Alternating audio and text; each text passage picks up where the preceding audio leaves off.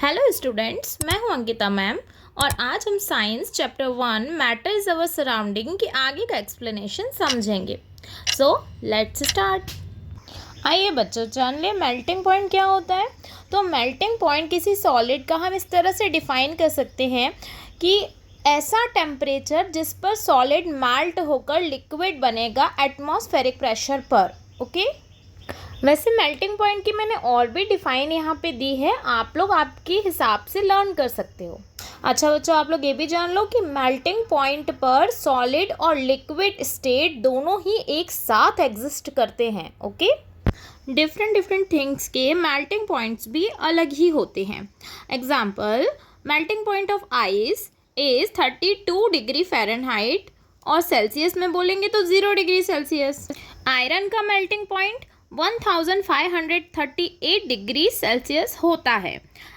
ऐसे ही silica glass का 1700 degree Celsius, जबकि मर्क्यूरी का मेल्टिंग पॉइंट -38.83 डिग्री सेल्सियस होता है। चलिए अब बच्चों जान लेते हैं फ्यूज़न क्या होता है। जब भी दो एटम कोलाइड होकर एक हैवियर एटम बनाते हैं, लाइक दो हाइड्रोजन एटम कंबाइन होकर एक हीलियम एटम बनाते हैं, ठीक है। तो ये प्रोसेस जो है इसे हम फ्यूज़न कहते हैं। यह प्रोसेस में बहुत ज़्यादा अमाउंट में एनर्जी जनरेट होती है। इसके अलावा यह रेडियो एक्टिव प्रोडक्ट्स भी जनरेट नहीं करता। रेडियो एक्टिव एलिमेंट्स ऐसे एलिमेंट्स होते हैं जिनमें रेडिएशन एमिट करने की एबिलिटी होती है। चलो बच्चों, अब हम बात करते हैं बॉइलिंग पॉइंट की। लिक्विड के बॉइलिंग पॉइंट को उस टेम्परेचर के रूप में डिफाइन किया जाता है जिस पर लिक्विड का वेपर प्रेशर एटमॉस्फेरिक प्रेशर के इक्वल होता है। किसी भी मटेरियल के लिए बॉइलिंग पॉइंट वह टेम्परेचर पॉइंट होता है जिस पर वह लिक्विड स्टेट से गैसियस स्टेट में चेंज होता है। बच्चों, आप लोग तो सभी जानते हो कि वाटर का बॉइलिंग पॉइंट 100 डिग्री सेल्सियस है। बच्चों, क्या आप लोग ये बात जानते हैं कि वास्तव में सेल्सियस स्केल आइस के मेल्टिंग पॉइंट और वेपर के बॉइलिंग पॉइंट के लिए बनाया गया था। Here is some basic define related to boiling like vapor pressure, atmospheric pressure, boiling point, etc. Next topic is latent heat of fusion. तो यह हीट एनर्जी मीन्स ऊष्मीय ऊर्जा की वह अमाउंट होती है जो किसी सॉलिड के 1 किलोग्राम को एटमॉस्फेरिक प्रेशर पर उसके मेल्टिंग पॉइंट पर लिक्विड में चेंज करने के लिए आवश्यक होती है। नेक्स्ट है latent heat of vaporization. It is the amount of heat energy that is required to change 1 kilogram of liquid into gas at atmospheric pressure at its boiling point. Means यह heat energy की वह amount होती है जो किसी liquid के 1 kilogram को उसके बॉइलिंग पॉइंट पर एटमॉस्फेरिक प्रेशर पर गैस में चेंज करने के लिए आवश्यक होती है। इसे हम इस तरह से भी समझ सकते हैं कि किसी लिक्विड के यूनिट मास को उसके टेम्परेचर में चेंजेस किए बिना उसके वेपर स्टेट में चेंज करने के लिए रिक्वायर्ड एनर्जी की अमाउंट को ही लेटेंट हीट ऑफ वेपराइजेशन कहते हैं। हमारा नेक्स्ट टॉपिक है सब्लिमेशन। तो सब्लिमेशन क्या होता है? किसी सब्सटेंस का सॉलिड स्टेट से लिक्विड स्टेट में परिवर्तन मीन्स चेंजेस हुए बिना डायरेक्ट गैसियस स्टेट में परिवर्तन होने की प्रोसेस को ही सब्लिमेशन कहते हैं। सब्लिमेशन के बहुत सारे एग्जाम्पल आप आपकी डेली लाइफ से देख सकते हैं, जैसे कि vaporization of frozen carbon dioxide means dry ice, ammonium chloride, iodine, camphor means कपूर, नैप्थलीन बॉल्स, और इन सभी कंपाउंड्स को सब्लिमेबल कंपाउंड्स कहते हैं। आइए अब हम एक एक्सपेरिमेंट देखते हैं जिससे हम किस तरह से किसी एक सब्लिमेबल कंपाउंड को गैसियस फॉर्म में कन्वर्ट करते हैं सॉलिड से। ओके, हम इस तरह का एक सेटअप तैयार करते हैं जिसमें नीचे बर्नर, ऊपर स्टैंड रखते हैं और एक चाइना डिश उसके ऊपर रखते हैं जिसमें हमने अमोनियम क्लोराइड लिया हुआ है। चाइना डिश के ऊपर एक इन्वर्टेड फनल रखते हैं, उसके माउथ को क्लोज करने के लिए कॉटन पीस का यूज़ करते हैं। अब बर्नर हम जलाते हैं तो देखते हैं अमोनियम क्लोराइड डायरेक्ट गैस में कन्वर्ट होने लगता है, लिक्विड स्टेट में चेंज नहीं होता। हमने फनल के माउथ को ऊपर से कॉटन पीस से क्लोज कर रखा है, इसीलिए वेपर जो है बाहर नहीं निकल पाता है। तो साइड में आप देख सकते हैं फनल के ऊपर साइड में जो है वो सॉलिड फॉर्म में जमा हो जाता है। सब्लिमेशन की प्रोसेस को हम अमोनियम क्लोराइड और सॉल्ट के मिक्सचर के साथ भी कर सकते हैं, mixture of iodine and sand के साथ भी कर सकते हैं।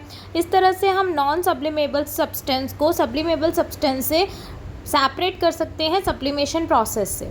अब आप लोगों को सब्लिमेशन प्रोसेस तो बहुत अच्छे से समझ में आ गई।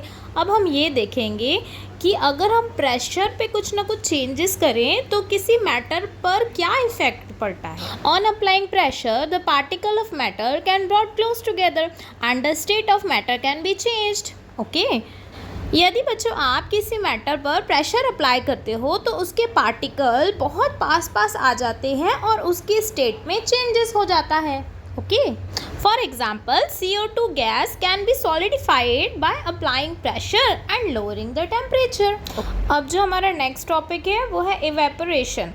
तो ऐसा फेनोमेनन जिसमें कोई लिक्विड वेपर स्टेट में चेंज होता है उसके बॉइलिंग पॉइंट से कम टेम्परेचर पर, वह कहलाता है evaporation. Okay, it is a surface phenomenon, ये सरफेस से होता है। जैसे कि हम ये देख सकते हैं कि हम गीले कपड़ों को सुखाने के लिए धूप में फैलाते हैं तो उनके अंदर का पानी वाटर वेपर में कन्वर्ट हो जाता है। इसी प्रोसेस को इवेपोरेशन कहते हैं कि सरफेस से पानी वेपर में कन्वर्ट हो जाए।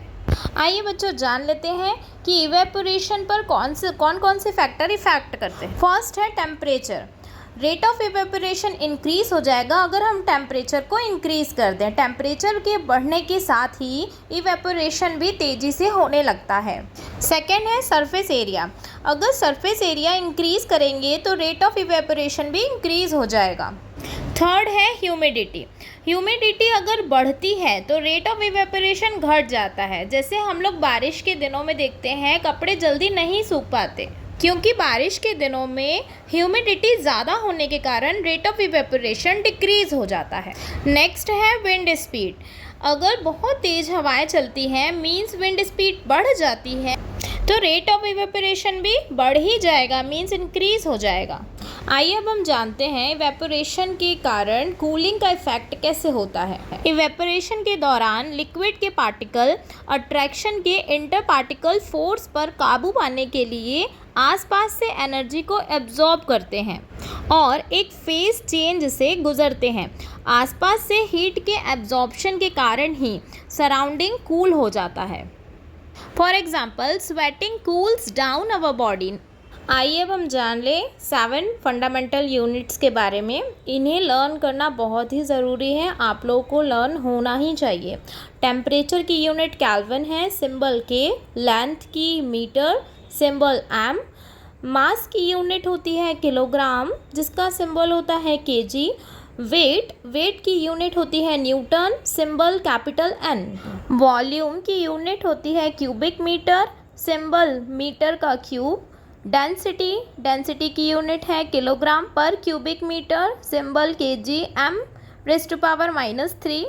डेंसिटी पास्कल का सिंबल Pa। बच्चों कोई टॉपिक यदि मुझसे स्किप हो गया हो तो आप लोग ज़रूर बताइएगा। Thank you for watching.